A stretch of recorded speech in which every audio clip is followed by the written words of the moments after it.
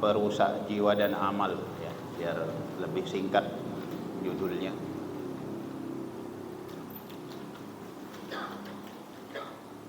Malam hari ini kita sudah masuk di bulan Sya'ban. Ini tanggal keberapa? 4 apa 5? 4 ya. Yang artinya tidak akan lama lagi, nggak ada 1 bulan, kurang dari 1 bulan kita akan memasuki bulan Ramadan, bulan yang dimana secara umum kita umat Islam biasanya mengalami lonjakan keimanan. Imannya naik secara signifikan, secara umum. Mungkin yang biasa Ramadan berpindah dari satu tempat ke tempat yang lain tuh merasakan ada kemiripan antara di Jawa, di luar Jawa, ya, Sadaan maupun di tempat yang lain.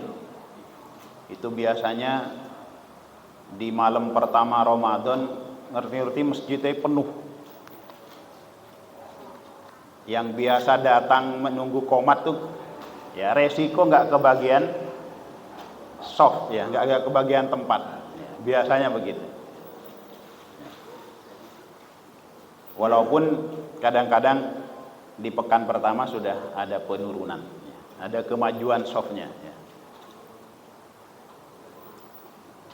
Tapi ala kulli hal kita syukuri kondisi kaum muslimin secara umum yang jelas, ya, saudara-saudara kita, ya.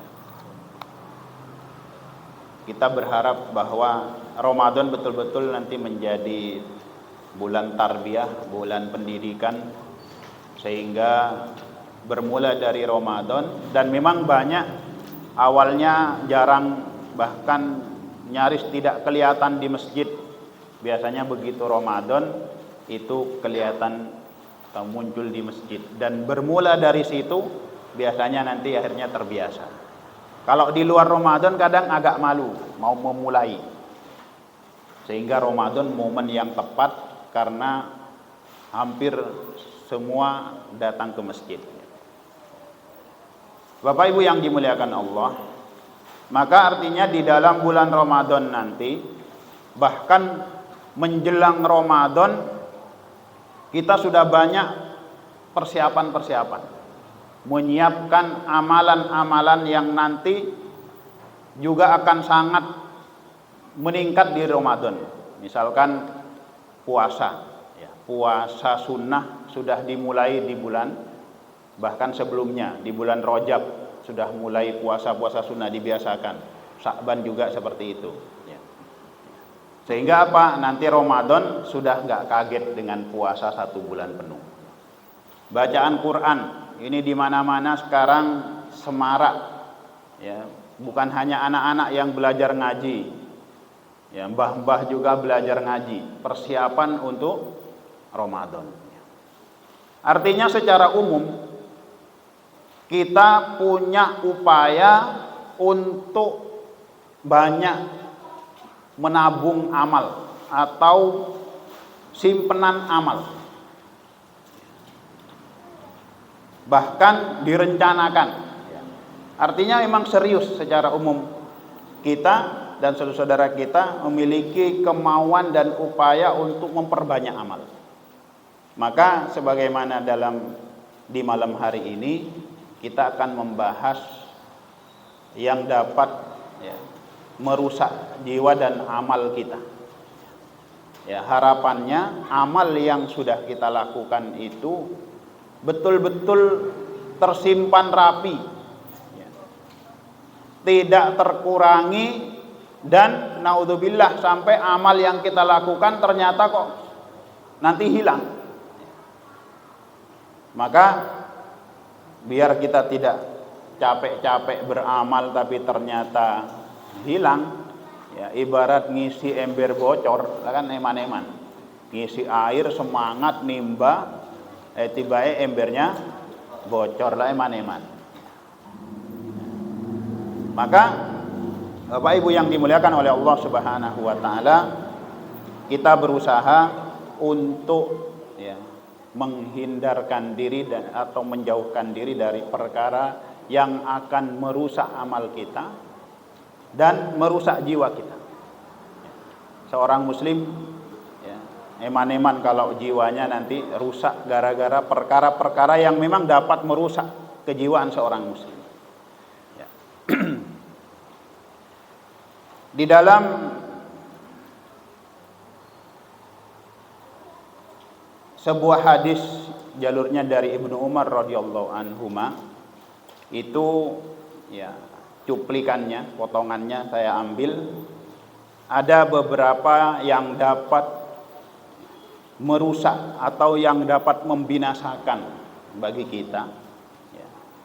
Di situ di dalam hadis itu disebutkan salah satunya adalah i'jabul mar'i bi nafsihi. Ada 3 tapi biar lebih fokus salah satunya saya ambil. I'jabul mar'i bi nafsihi. I'jabul mar'i artinya takjubnya seseorang bi nafsihi, terhadap dirinya sendiri. Bahasa Indonesianya Pak, ujub. Menawi bahasa Jawanya apa? Apa Pak? Ujub, bangga diri niku napa? Boten enten. Berarti kurang. Bahasa Jawanya kurang napa? Kurang lengkap ya. I'jabul mar'i binafsihi, takjubnya seseorang dengan dirinya sendiri karena faktor-faktor tertentu. Banyak faktor ya. Karena banyak faktor. Bisa jadi karena ketampanan ya. Tampan, akhirnya takjub dengan ketampanan itu. Kemudian karena ilmu, kepintaran. Bisa juga karena keturunannya orang terhormat, orang terpandang, akhirnya takjub dengan keturunan yang dibanggakan, keturunan yang dimuliakan, keturunan yang dihormati. Atau mungkin karena kekayaan, karena turunannya orang kaya atau dia sendiri orang kaya sehingga bangga diri, ujub. Dalam hadis di ujub atau takjub terhadap diri sendiri, bangga diri ini adalah penyakit yang dapat merusak jiwa seorang muslim, yang berbahaya bagi kejiwaan seorang muslim. Karena ketika orang sudah takjub terhadap dirinya sendiri dan dia tidak memuji Allah, itu akan terdorong kepada kesombongan. Kan kesombongan itu bermula dari menilai diri sendiri lebih baik dari yang lain. Kesombongan itu munculnya dari situ. Dan ini berbahaya. Karena kalau sudah masuk ke ranah sombong yang bermula dari takjub itu, maka disitulah petaka terjadi. Disitulah bahaya besar melanda jiwa seorang muslim ketika muncul kesombongan di dalam hatinya yang bermula dari takjub terhadap dirinya sendiri. Makanya banyak sekali faktor yang dapat menyebabkan orang terjerumus ke dalam kesombongan. Bahkan Umar bin Khattab radhiyallahu anhu itu melihat orang berilmu itu, kata beliau, ada 3 tingkatan orang berilmu itu. Orang itu kalau tahap pertama baru dalam belajar ilmu itu baru ada di tahap pertama, dia akan dilanda penyakit sombong. Kalau baru pertama. Coba ada biasa di sini mungkin banyak yang pernah belajar bela diri ya Pak. Coba orang kalau baru pertama belajar bela diri itu kan agak gimana gitu ya Pak. Dikit-dikit wah nantangin orang. Itu kata Umar bin Khattab radhiyallahu anhu. Tahapan orang menuntut ilmu kalau baru itu akan dilanda kesombongan. Nah ini rawan kesombongan, rawan sombong, rawan menganggap dirinya lebih pintar dari orang lain. Ya, ini perkataan Umar bin Khattab ya. Saya hanya menyampaikan, kalau ada yang bantah ya bahaya nanti ketemu Umar bin Khattab habis. Ya. Cuman kan nggak ada orangnya. Ya. Tahap kedua kata Umar bin Khattab, orang penuntut ilmu itu nanti ketika tahapannya naik, maka dia akan menjadi pribadi yang tawadhu. Apa tawadhu? Rendah hati. Rendah diri karena rendah hati beda lah ya Pak. Rendah hati berarti tawadhu. Cara Jawane napa Pak? Andep asor ya. Itu mirip bahasa saya. Ya, andep asor bahasa Kangen. Jadi sopan orangnya. Kalau sudah naik ininya, tingkatan keilmuannya. Kalau naik lagi tingkatan yang tertinggi kata Umar bin Khattab, justru dia merasa tidak tahu apa-apa. Malah kurang. Belajarnya nggak selesai-selesai. Ya, coba yang belajar Quran. Ya, belajar Quran tuh. Dari sejak umur 5 tahun belajar Quran sampai sekarang nggak selesai-selesai.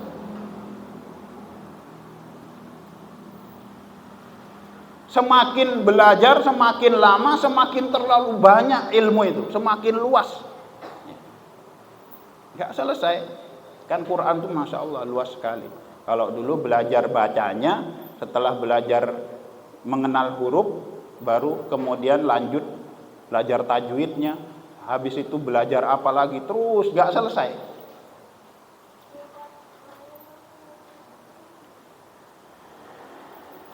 Maka ketika orang sampai masuk kepada kesombongan, ini berbahaya sekali karena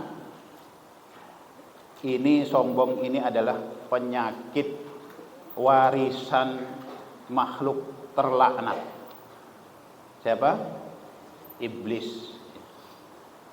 Ini warisan.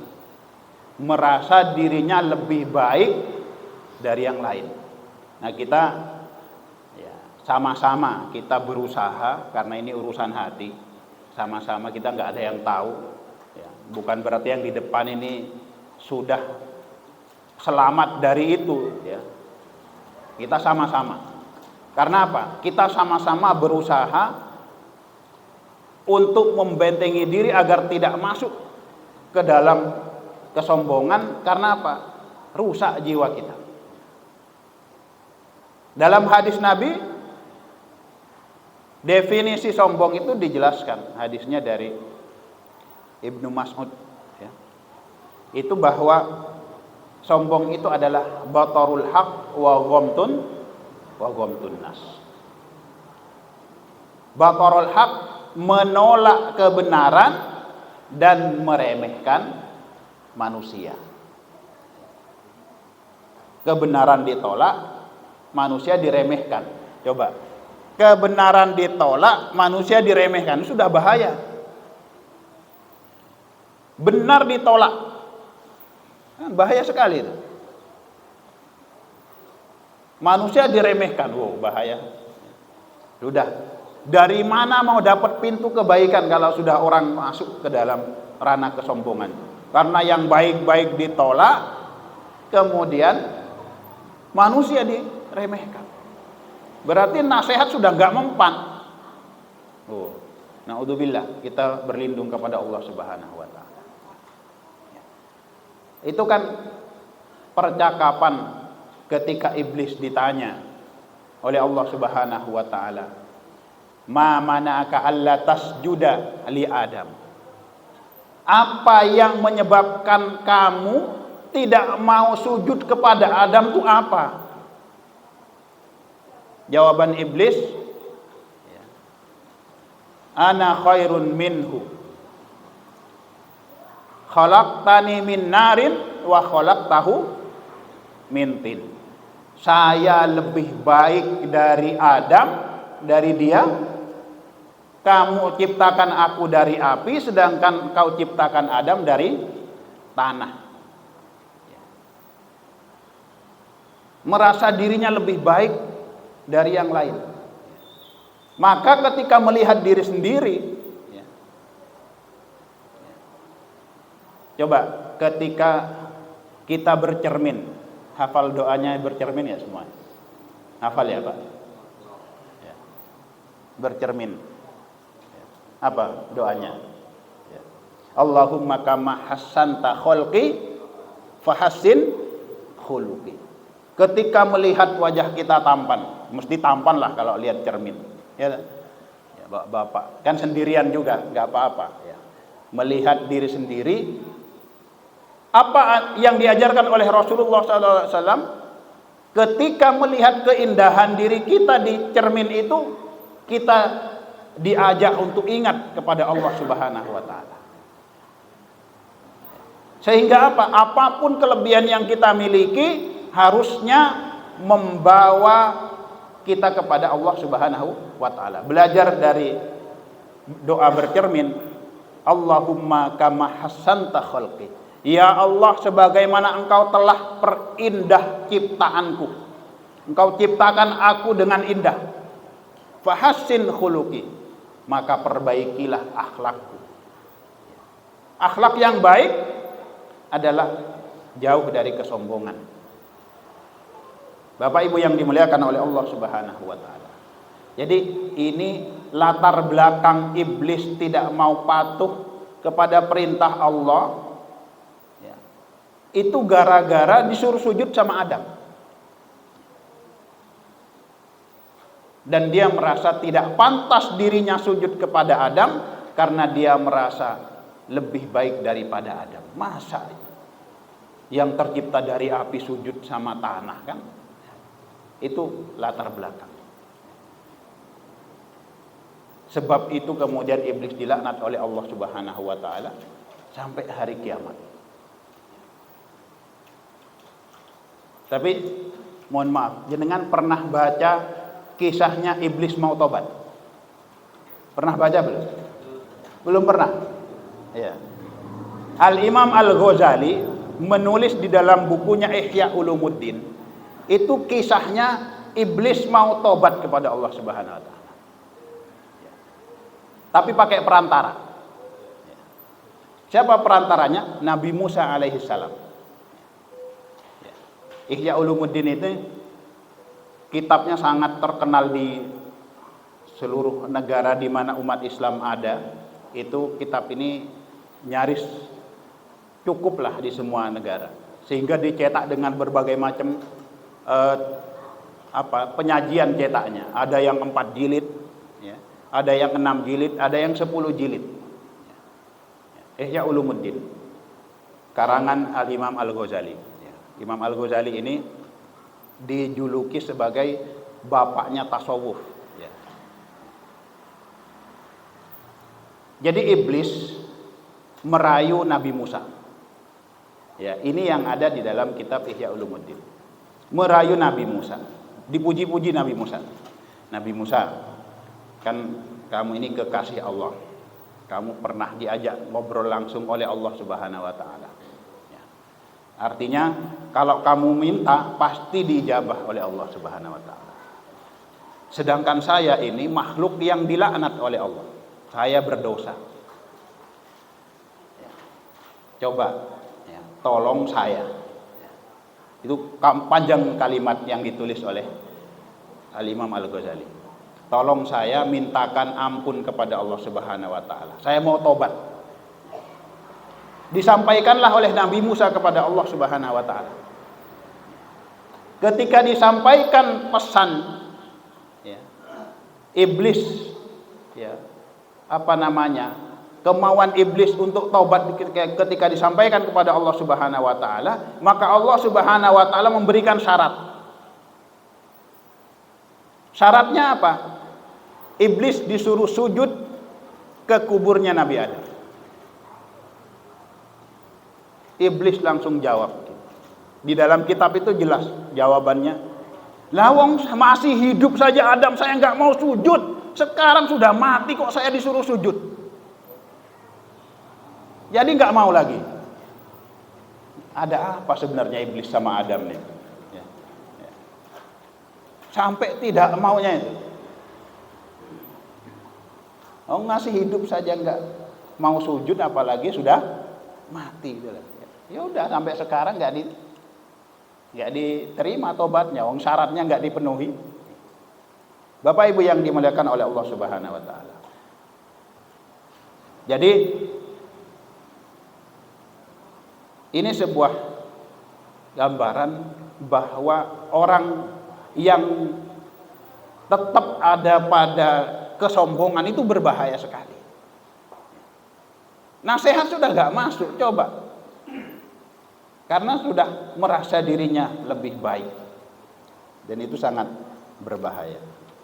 Bapak Ibu yang dimuliakan oleh Allah Subhanahu wa taala.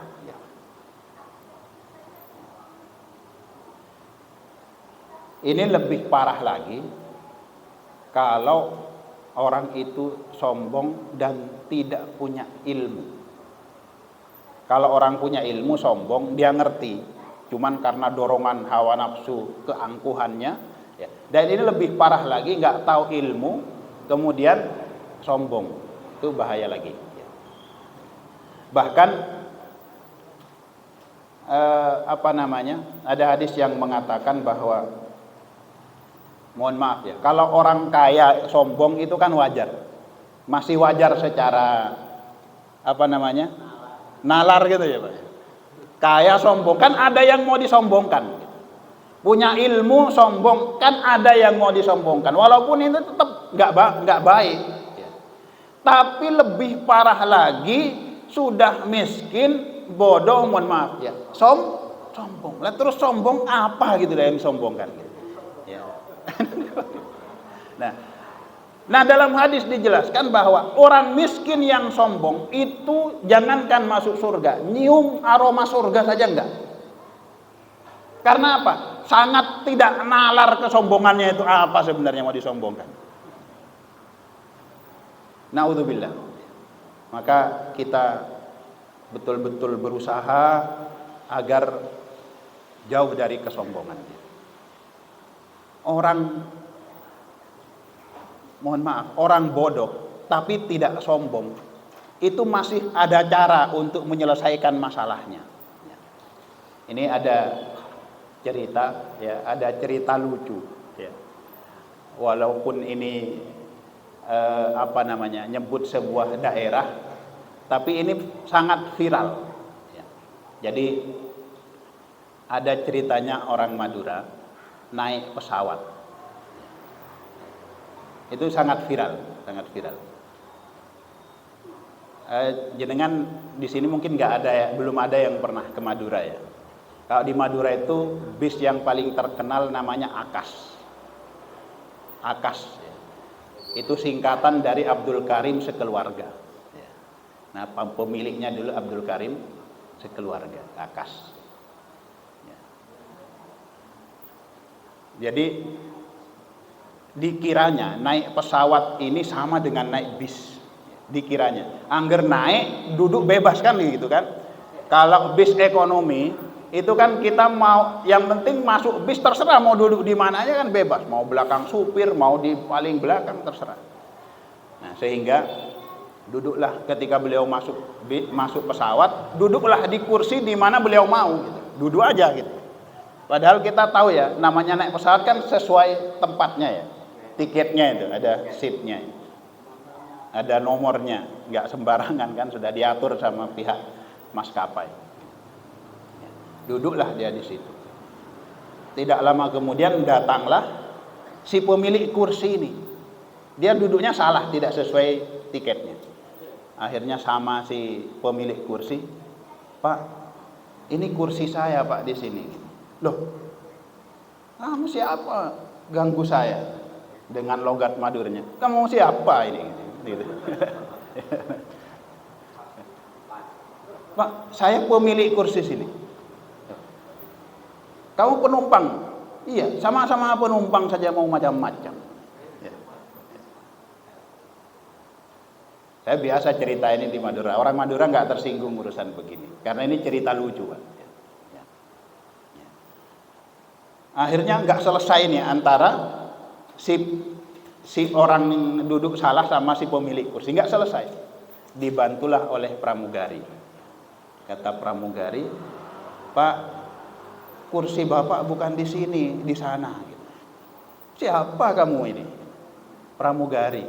Apa itu pramugari? Saya yang pelayan di sini. Oh, kernet ya katanya gitu. Dibilang kernet. Kan bis itu kan yang kan kernet, kondektur katanya. Kernet saja kamu macam-macam, nggak mau dia. Sampai datanglah pilot, karena nggak selesai. Ya, datang pilot, dikasih tahu, Pak, bukan di sini tempat Bapak, di sana. Siapa kamu? Saya pilot. Apa itu pilot? Yang nyetir pesawat ini, Pak. Oh, supir saja macam-macam. Ya. Akhirnya nggak selesai. Akhirnya karena keributan terjadi, datanglah seseorang tiba-tiba dibisikin. Langsung setelah dibisikin dia langsung pindah. Tiba-tiba pindah. Heran, pramugari heran, pilot heran. Apa tadi kok diomongin tadi ngeyel sekali, sekarang kok ngerti-ngerti pindah. Langsung. Akhirnya penasaran, Pak, Bapak tadi ngomong apa kok orang tiba-tiba mau pindah? Saya bilangin, Pak, Bapak mau kemana? Saya mau ke Jakarta katanya. Kan itu pesawat mau ke Jakarta dari Surabaya. Oh, Bapak kalau aku mau ke Jakarta di sana duduknya, Pak. Kau di sini ke Malang ini katanya gitu. Akhirnya pindah. Oh, dia langsung berdiri sambil marah-marah. Hampir saja saya salah tujuan. Untung dikasih tahu. Nah, siapa? Mana ada satu pesawat kok ada yang ke Malang, ada ke Jakarta. Artinya apa? Orang itu kalau hanya latar belakangnya tidak tahu, itu tinggal sesuaikan aja cara kita. Tapi kalau dasarnya itu orang memang sombong, nggak mau menerima, ya selesai. Mau diapain nggak akan mau. Karena sombong. Tapi kalau karena kebodohan, itu bisa diselesaikan dengan dijelaskan sesuai dengan kemampuan dia menerima. Bapak Ibu yang dimuliakan oleh Allah Subhanahu. Maka bahaya sekali kesombongan. Mudah-mudahan kita dijauhkan betul, anak-anak kita dijauhkan, karena ngeri dampak daripada kesombongan. Yang dasarnya tadi dari ujub atau takjub terhadap diri sendiri, bangga terhadap diri sendiri.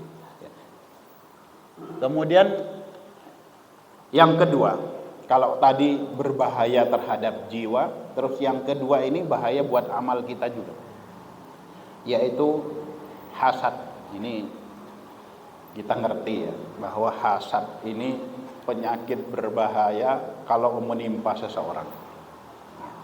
Rasulullah SAW jelas di dalam hadisnya mengatakan, ya, jalurnya dari Abu Hurairah radhiyallahu anhu, iyyakum wal hasada fa innal hasada ta'kulul hasanat kama ta'kulun naro al hatoba, kama ta'kulun naru al hatoba. Iyyakum wal hasad, jauhilah sifat hasad. Hasad itu ya, intinya tidak suka melihat orang lain bahagia, tidak suka melihat orang lain dapat kebaikan. Bahkan dia berharap nikmat yang ada pada pada orang itu ya hilang. Itu sebagaimana yang dijelaskan oleh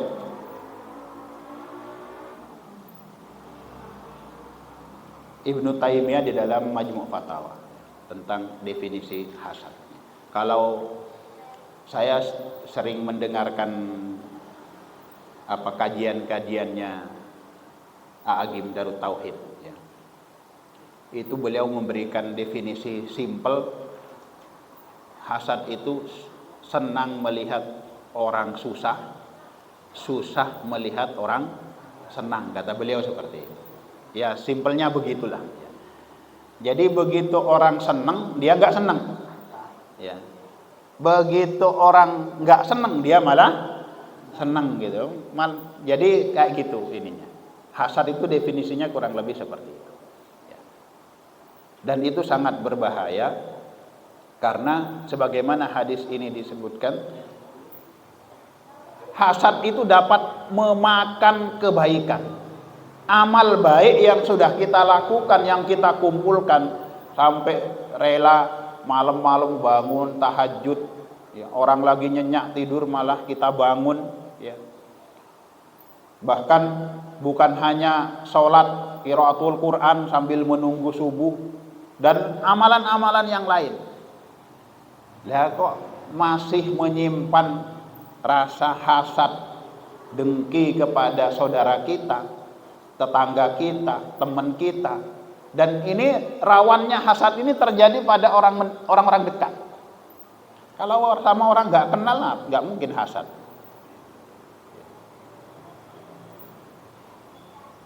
Karena kalau sudah ada hasad, wah ini macam-macam. Muncul dosa-dosa yang lain di bawahnya. Setelahnya ada dosa turunan daripada hasad itu banyak. Di antaranya nanti muncul ghibah,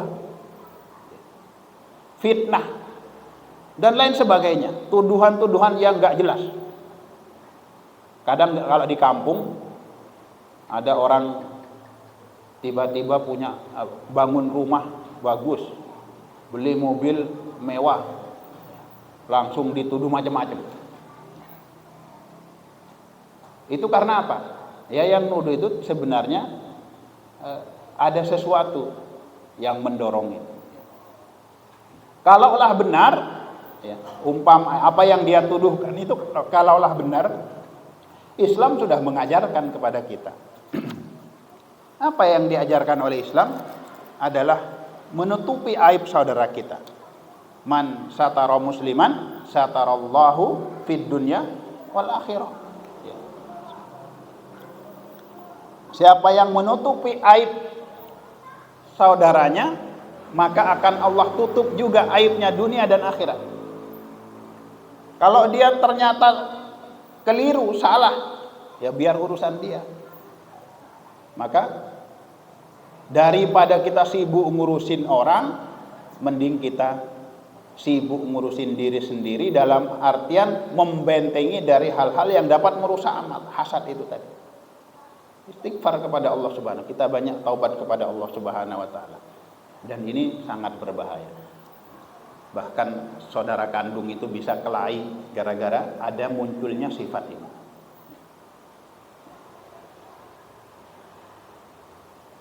Terjadinya pembunuhan pertama di muka bumi kan gara-gara itu. Hasad, iri, dengki. Di mana dahulu Qabil dan Habil terjadinya itu gara-gara adanya muncul rasa ini, penyakit ini di dalam hatinya. Itu sebagaimana dijelaskan oleh para ulama seperti itu. Bapak Ibu yang dimuliakan oleh Allah Subhanahu wa taala, dan dampaknya macam-macam, dampak buruknya macam-macam.